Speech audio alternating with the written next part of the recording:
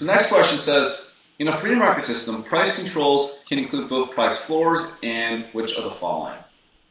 So price controls, again, government intervention into a certain market and saying this is either how high or how low prices can go.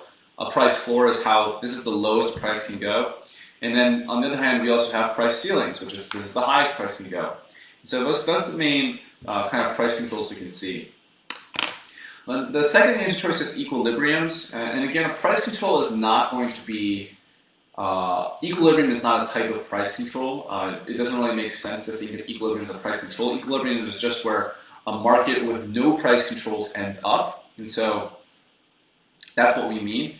Third, constraints. And it's unclear what constraints really refers to. That's not really an economic term. And so specifically for price controls, we can view both price floors and price ceilings as technically constraints on what the price can be, but that price controls by itself does not necessarily imply constraints, right? There's specific terms we use to refer to those things. And so ceilings is going to be the best answer here. All of the above will qualify.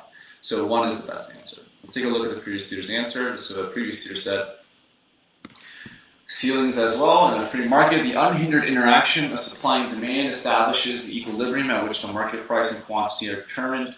However, there is a differential in the respective bargaining power of consumers and producers. This often creates a situation in which the welfare of one market agent compromises the welfare of others.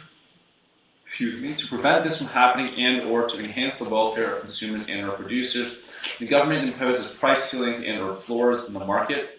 A price ceiling defines the maximum price that can be charged for a good or service and is binding only when imposed below the market equilibrium. It is imposed by the government to protect consumers from extremely high prices. A price floor, on the other hand, defines the minimum price that can be charged for a good or service and is binding only when imposed above the market equilibrium. That's true. It is imposed by the government to protect suppliers from extremely low prices. But yeah, this is a pretty good answer. And we can mark that as correct and move on to the next question.